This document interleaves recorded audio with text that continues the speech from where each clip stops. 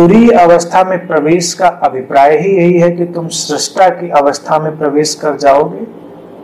सृष्टा का इतना ही तात्पर्य है कि तुम स्वप्न पर स्वामित्व को पा गए हो। तो ये स्थिति आती है तब जब तुम पहले के सामान्य जागृत जगत को स्वप्न की तरह अनुभव करना प्रारंभ कर देते हो। एक अर्थ में वो है भी, सिद्धांत के रूप में उसमें नहीं उलझेंगे, उसे ध्यान प्रयोग की तरह लेंगे।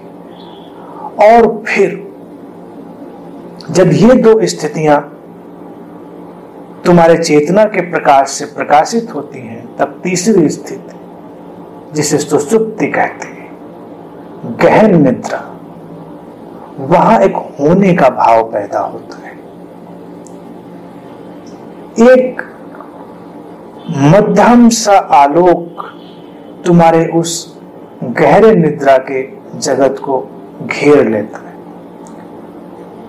कुछ लोग जो बहुत गहरी साधना में गए होते हैं, समाधि की गहरी अवस्थाओं में प्रवेश कर गए होते हैं, उनको कभी कभी चाहे क्षण भर के लिए, घड़ी दो घड़ी के लिए, लेकिन ऐसा अनुभव होता है, इतनी गहन निद्रा में है कि बाहर की किसी भी हलचल का, भीतर के किसी भी स्वप्न का उनको कोई भी पता नहीं, लेकिन फिर भी होने का एहसास है। फिर भी उनको ये पता है कि मैं हूं,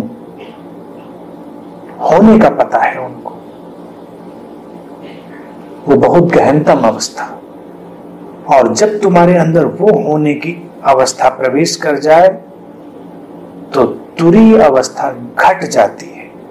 वो सांकेतिक है। तीन अवस्थाओं में भिन्न भिन्न ढंग से प्रवेश करने से चौथी अवस्था घट जाती है। गहन निद्रा की जो अवस्था है सुषुप्ति की, वो तुम्हारे जागृत काल में तुम्हारी गहरी भाव दशाओं में प्रकट होती है। जैसे गहरे काम की भाव दशा में, गहरे क्रोध की भाव दशा में, गहरे अहंकार या मोह की भाव दशा में, जितने भी ये गहरे भाव हैं, इनमें तुम सुषुप्ति में चले जाते हो।